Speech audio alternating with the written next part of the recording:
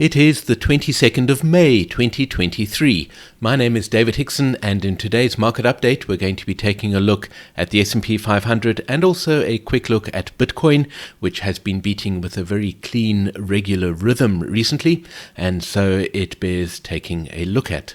Let's start with the S&P 500, and I am using prices here from my trading platform, which is actually for SPX. So this is the situation that we have been looking at for many months now. Of course, we have a prominent trough over here in October of last year, which I have been discussing as an 18-month cycle trough. For many months we've had that opinion. It could possibly be an even longer cycle trough. I mention that because if that is a longer cycle trough, in other words, if that was also a trough of the 54-month cycle, then that would mean that we have a lot of bullish pressure. In other words, more bullish pressure than we would expect if that was a trough of the 18-month cycle. I don't feel that it is necessary yet to make an absolute decision about the magnitude of that trough. That is because of the time frame that I'm generally interested in and the time frame that I am discussing in these market update videos. The reason for that, and I know this is something that sometimes surprises people because they like certainty and they would like to be able to say with absolute certainty what the magnitude is of that trough in October of last year. But the reason for that is because knowing that it is an 18-month cycle trough gives us enough information to be making sensible trading decisions on the basis of the sort of time frame that we're looking at in these videos, where we are looking at the 20-day FLD and we are looking at moves over several weeks as opposed to several months. And so at that kind of time frame, knowing that that was an 18-month cycle trough is pretty much good enough. And so we have an M shape that developed from that 18-month cycle trough in October into the 20-week cycle trough over here in the middle of March. The next 20-week cycle is going to bring us into this 40-week cycle trough. Here we have a rather scattered nest of lows that I've discussed in previous market updates. The reason for the scattered nest of lows is because each cycle is looking back over the previous 6 waves of that cycle to calculate what we describe as the recent wavelength of that cycle. But when it comes to a 40-week cycle, that is not, of course, very recent, and so we tend to focus more on the shorter cycles, and so that 40-week cycle trough is expected sometime in July, perhaps even in early August. And so, as I have mentioned in previous market update videos, we are of course expecting an M shape to play out for the current 20-week cycle. And the important thing to focus on here is the fact that we are looking at a less bullish cycle than the previous 20-week cycle. The reason for that is because the 40-week cycle was pushing upwards during this 20-week cycle, and the 40-week cycle is expected to be pushing downwards during the current 20-week cycle. And so as a result, we should end up with a less bullish 20-week cycle. A less bullish 20-week cycle means that we would expect an earlier peak, and of course the peak in the first 20-week cycle came in fairly late. It came in after the halfway mark of that 20-week cycle. A late peak indicates a bullish cycle, and we would expect price not to be carried up to a much higher level in terms of the level at which the trough forms. So of course that trough that formed for the 20-week cycle was quite a lot higher than the trough of the 18-month cycle. And so we would be expecting an earlier peak. Is it possible that that peak came in last week? It is possible, but we don't have enough evidence yet. But we are expecting an earlier peak for this 20-week cycle, and we are not expecting quite such a strong move upwards for the formation of the 40-week cycle trough. Now, the reason that I mentioned the possibility that a 54-month cycle trough occurred over here in October is because if that was the case, if a 54-month cycle trough formed there, then we would expect more persistent bullishness. In other words, even though we are expecting a less bullish 20-week cycle, it is possible that if the 54-month cycle trough did form in October of last year, then we would expect to see some persistent bullishness from the efforts of that cycle in terms of pushing the markets upwards. Now let's focus on what has been happening recently, and let's zoom in on this period of time over here. If we go back a few weeks and take a look at the market update videos that I was recording a few weeks ago, you will know that there is a question mark surrounding the position of this 40-day cycle trough. According to this analysis, you can see the 40-day cycle trough was positioned under this price trough over here. There is a question mark because it could have occurred over here or possibly over here. Both of those are possible locations for the 40-day cycle trough, which brings us to an interesting aspect of Hurst cycles, and I think this is probably going to be the theme or the main message of today's video. Although over the past 50 years, ever since Hurst discovered the existence of these cycles which influence financial markets, we constantly see evidence of these cycles forming troughs and forming peaks in the financial markets. The fact is that there are times when identifying those cycle troughs can be fairly difficult. Hurst described a situation that he called a straddled cycle trough developing, where a trough is not very clear in the market. We have extended our concept of the straddled trough to include other examples of what I call subtle troughs forming in the price action of the market. There is a danger when you are a cycle analyst to focus too determinedly, if you like, on a single cycle forming a trough in the market, because what tends to happen in the way that financial markets work is that it can be difficult at the time to identify exactly where that cycle trough is formed. Often cycle troughs are really clear and we are expecting them, and then they form and we can proceed with confidence. However, the markets do go through periods of time where they are a little tricky, and it can be difficult to identify cycle troughs as they form in the market. That was certainly the case with the 40-day cycle trough, and it is also turning out to be the case with the 80-day cycle trough. Here is the nest of lows for that 80-day cycle trough.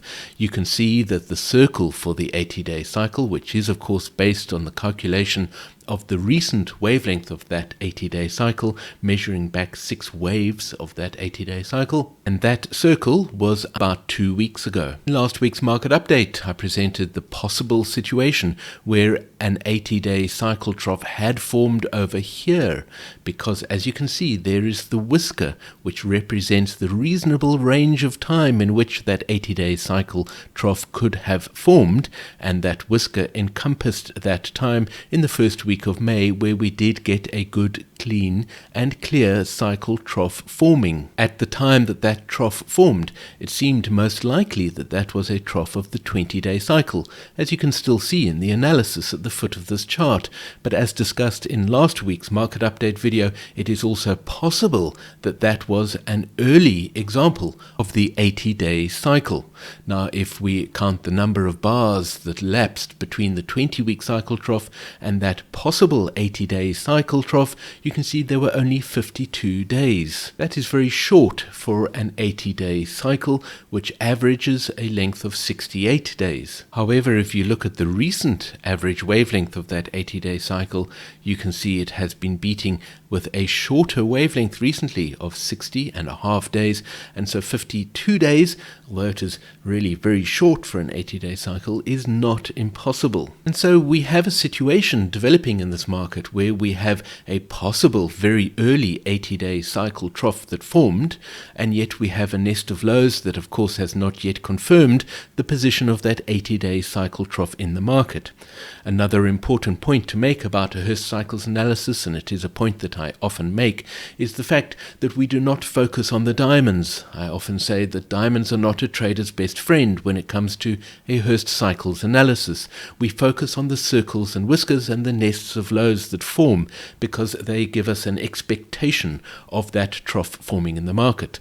The diamonds are only positioned on a chart by either Sentient Trader or by a Hurst Cycles analyst following the processes taught by Hurst 50 years ago in his Cycles course. A diamond is only placed on the market when we have some form of confirmation that that trough has formed. And so we have one possible very early formation of that cycle trough. We have a nest of lows which is under pretty much the current market action. And so where is this 80-day cycle trough?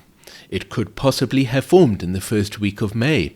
I'm going to present a slightly unusual possibility that it might even have formed in the middle of last week. And of course it is still possible that price will come down and form a later cycle trough.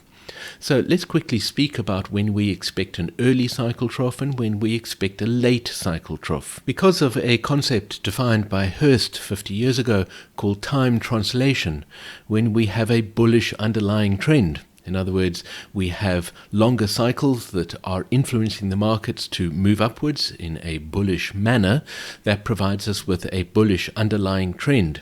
And under those circumstances, we tend to experience early troughs and late peaks. Conversely, when we have a bearish underlying trend, we tend to experience early peaks and late troughs. Which brings me back to what I mentioned at the beginning of this video. The fact that we had an 18-month cycle trough in October of last year has, of course, provided us with a bullish underlying trend. The possibility that that could also have been a 54-month cycle trough means that we need to keep in the back of our minds that this market might be more bullish than expected on the basis of an 18-month cycle trough forming in October of last year. And so, given that we do definitely have a bullish underlying trend, and given the evidence of the fact that these markets have been moving upwards, showing us very clearly that it is a bullish market, it is not unreasonable for us to expect an early cycle trough to form. Which brings me back to the possibility that the 80-day cycle trough did in fact form in the first week of May. Now let me discuss this other possible position for the 80-day cycle trough, and let me clear these pen marks away. The market has recently, over the past few weeks, been going through a fairly range-bound period of time. Price has been a little trapped in this range, and it has been producing what might be described as initially a slightly expanding triangle and then a contracting triangle. When you see this kind of price action, the obvious approach to identifying cycle troughs is to simply choose the lowest price, which again brings us back to the possibility that this 80-day cycle trough formed in the first week of May. However, I have often noticed in studying and analyzing these markets that a good position for a cycle trough is often at the end of a period of consolidation, which raises the possibility that this 80-day cycle trough actually formed there. In other words, on Tuesday or perhaps even Wednesday of last week. The third possibility, of course, is that price is still going to come down and form an 80-day cycle trough that still lies ahead of us. And so we have three possible positions. Hurst recommended actually drawing question marks below these three possible positions, although this one here is still in the future, so we wouldn't mark it with a question mark yet. If we measure the number of days that have elapsed since that 20-week cycle trough, you will see that we are now looking at 70 days. The average length of an 80-day cycle discovered by Hurst 50 years ago was 68 days, and the recent average wavelength of this 80-day cycle has been 60.5 days, and given that we have a bullish underlying trend, it is not unlikely that we will encounter an early cycle trough. And so, at 70 days, although it is not yet a late cycle trough, it is certainly possible that this 80-day cycle trough has formed in the market. Which brings me back to the main message, if you like, of this video, which is that sometimes it is not possible to identify soon after a cycle trough forms in the market that it has formed. And so we've had an interesting situation develop. We've had question marks around the position of the 40-day cycle, and now we have had question marks around the position of the 80-day cycle. This is unusual, I should point out. There are often situations where we have question marks, but not often do we have question marks surrounding the position of two cycle troughs over such an extended period of time. How do we deal with this situation as cycle analysts? One approach, of course, is to focus on more and more detail and find more and more evidence to build up the case for a particular position for the cycle trough. I tend not to do that because I think it can be wasted effort. In my opinion, the better approach is to take a step back and say there is some uncertainty about the position of this cycle trough. But what do we know, and what is the next thing that is going to happen? In this case, the next thing that is going to happen is the fact that price needs to come down into this 40-week cycle trough, which is expected towards the end of July or in early August. And so my focus is on that, rather than trying to identify exactly where this 80-day cycle trough has formed, or whether it still lies ahead of us. A very useful tool in terms of expressing the analysis on our chart and helping us to visualize the implications of that analysis is the composite model line. Here is the composite model line that takes the information from the cycle analysis, recomposes it or recombines it, and shows us what the implications are of this analysis. This composite model line is particularly interesting because it includes the 80-day cycle, and here is the nest of lows for the 80-day cycle. And usually when you compose the information from the cycle analysis above the nest of lows for a particular cycle, you will see a clear drop in the composite model line. Why are we not seeing that clear drop in the composite model line? The answer is simply because of the cycle information contained in the analysis. This is simply another way of expressing the fact that there has been a mixed message coming from the cycle information over the recent period of time. And when combining the wavelengths and the amplitudes of these cycles and putting them together with a very simple mathematical formula, you simply add up the amplitudes of the different cycles. The result is this composite model line, which does not show us a clear, sharp trough forming for the 80-day cycle, whose position we are now trying to identify. The important thing is that wherever this 80-day cycle trough is, we are expecting price to reach up to a 20-week cycle peak, which probably still lies ahead of us, and then of course move down into this 40-week cycle trough, which you can see is expected according to the composite model line in early July, but according to our nest of lows towards the end of July.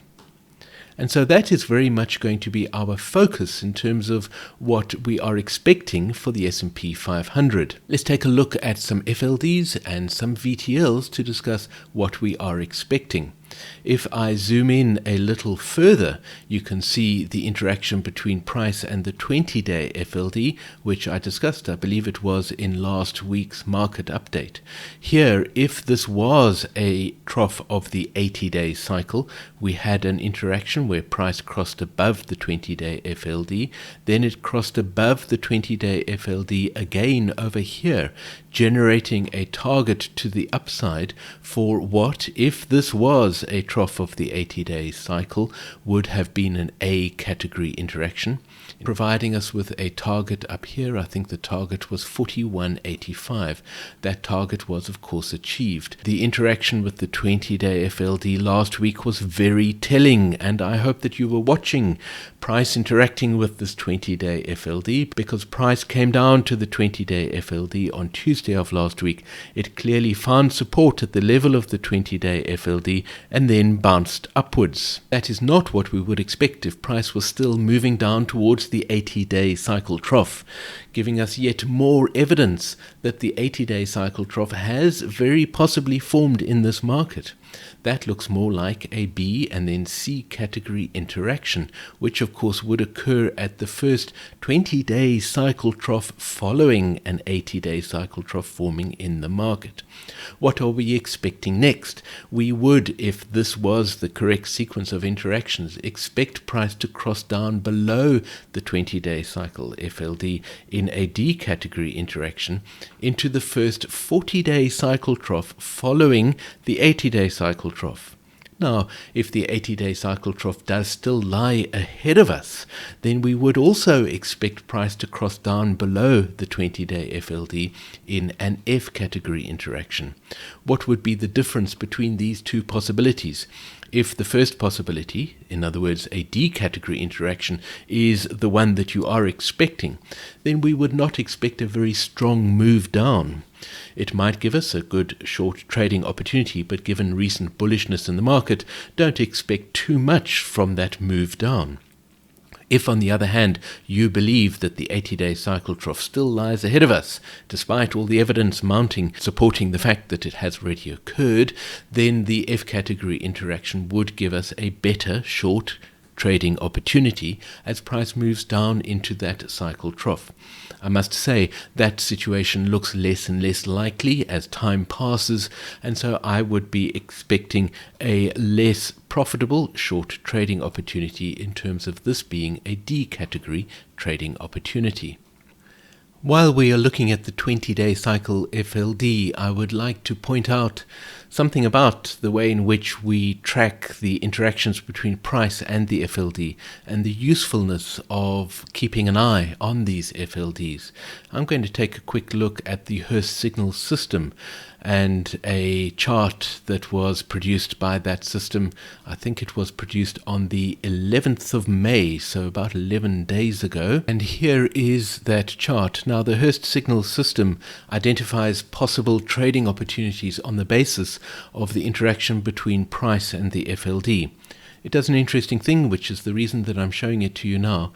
It uses the analysis, of course, at the foot of the chart to inform the interactions between price and the FLD and potential identification of trading opportunities. But sometimes it will look at the interaction between price and the FLD, which might contradict the analysis showing at the foot of the chart. Let me show you what was happening in this situation. Here is the nest of lows for the 80-day cycle trough. This is, of course, a very similar analysis to the analysis that we are looking at in these market updates.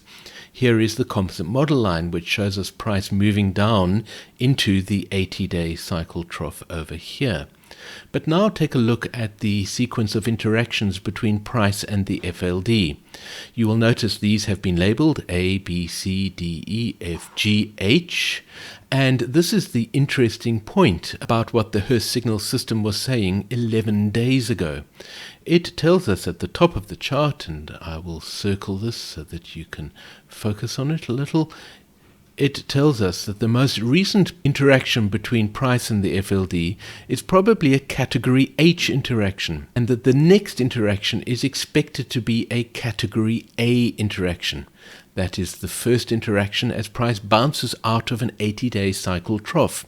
We had some questions actually by email saying how could this be the case because the 80-day cycle trough still lies ahead of us.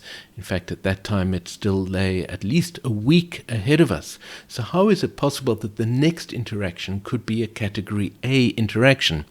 The important thing about interactions between price and the FLD is that we are always looking ahead to what the next interaction could be. The system does warn us to beware a double GH category interaction as price comes up to that FLD. But the interesting thing about this, and let me quickly show you the 6-week view, which shows a little more detail. There you can see the FLD lying ahead of us. This was on the Thursday night, I think, that this message was generated. And although the composite model line is expecting a move down, and we have a nest of lows providing us with an expectation for the 80-day cycle trough, by monitoring the interaction between price and the FLD, we have the possibility that the next interaction is going to be a category A interaction. Now, trading category A interactions can be a risky thing to do because of the fact that they often occur just before fairly important troughs in the market, and so you will often get some confusion or some uncertainty around the formation of that A category interaction. But if we switch back to our chart and have a look at what actually did happen, you can see that, of course, on the Monday, price did climb up above the FLD in a rather messy interaction, because we had experienced a double interaction there, if you like, and that possibly has turned out, with the benefit of hindsight, to have been an A category interaction. Let's take a look at the other tool, the VTL, or Valid Trendline, which is a tool that I don't look at very often in these market update videos because it is not as useful, in my opinion, as the FLD, but it does provide us with useful information at some times. First of all, here is an interesting FLD. It is labeled as the 40-day FLD, and it should be joining two 40-day cycle troughs. I have, in a recent market update video, discussed the fact that Sentient Trader will sometimes displace a VTL if it produces an anomaly in the analysis, because when price crosses down below a VTL, it confirms that a peak has formed in the market. And if this VTL connected this trough over here with this trough as found in the analysis, that would have confirmed that the 80-day cycle peak had formed in the market over here. That resulted in an anomaly, of course, because here we had a higher peak that formed in the market, and of course recently we've had an even higher peak. And so this might not be a VTL of the 40-day cycle. If it isn't, then what VTL is it? Well, I've already discussed the possibility that this might have been an 80-day cycle trough that formed over here, in which case this would simply be an 80-day cycle VTL. Whether it is a 40-day cycle VTL or an 80-day cycle VTL, nevertheless, it will provide us with useful information when price crosses down below this VTL. You will notice that last week price came right back down to the level of the VTL before bouncing back up again. Something that you will also often see, and which strengthens the importance of this VTL. When price crosses down below the VTL, it will confirm that we have a peak of at least 80-day magnitude.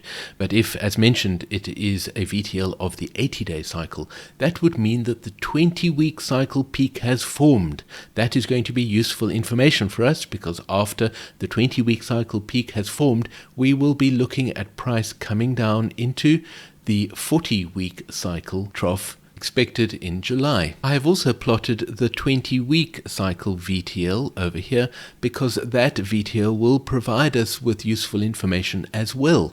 We would expect price to cross down below that 20-week cycle VTL on its way to the 40-week cycle trough, because when price crosses down below that 20-week VTL, it will confirm the fact that the 40-week cycle peak has formed in the market. I would like to take a quick look at Bitcoin now. We've been looking at Bitcoin recently because the cycles have been really very clear in Bitcoin. In particular, the troughs have been clear. Look at these very nice and neat stacks of circles and whiskers, the nests of lows that are forming in this analysis, and they provide us with a very good and clear indication of when to expect troughs to form in the market. So we are, of course, expecting a 40-day cycle trough to form in about the first week of June, and we have a 40-week cycle trough over here in the first or second week of July. The interesting thing about Bitcoin, which we've been discussing in recent market update videos, is that we have an 18-month cycle peak, which is an important peak, of course, and usually we would expect price to move down. However, there is a misconception amongst people who are new to Hurst cycles that because an 18-month cycle peak has formed, that means price is going to move down for 9 months. That is not the case. We need to consider the trough analysis as well in this situation, and here we have a trough of 54-month magnitude, as mentioned in previous market update videos, and it might even be a greater magnitude cycle trough, possibly even a 9-year cycle trough. We're not going to discuss that now, but that big trough is providing us with a good deal of bullish pressure, and that bullish pressure would explain why we have seen a fairly muted price fall since the 18-month cycle peak. Although at this zoom scale it looks a little more dramatic, at the greater scale it was of course a much more reduced move compared to the strong bullish move up into that 18-month cycle peak. It is very likely that the 80-day cycle trough has formed. I have great confidence in this trough analysis because of these neat nests of lows that we see ahead of us. And so it is not a great surprise that price has not bounced very strongly out of this 80-day cycle trough. We are, of course, expecting a 20-day cycle trough to form, and we're going to get some kind of an M shape over here. Normally, we would expect a bullish M shape out of an 80-day cycle trough, but given the magnitude of this peak, it is not impossible that we will see a bearish 40-day cycle trough forming in this situation. If we display the composite model line on the zoomed out view of Bitcoin, you can see that the price action that we are tracking at the moment is very clearly a move down from this 18-month cycle peak into the 40-week cycle peak expected in early July. In Bitcoin recently, we've had quite a lot of distortion because of news events, in particular this move here, but nevertheless the cycles are shining through fairly clearly, and I am going to be watching very closely for the formation of this 40-day cycle trough in early June and the 40-week cycle trough over here in July. Following the formation of that 40-week cycle trough, we would then be looking for the 20-week cycle peak to form, which is this move over here. I do hope you found this market update useful and interesting. If you have any questions, please join us on our Discord server, and of course you are very welcome to ask your questions in the comments below this video. I look forward to hearing from you.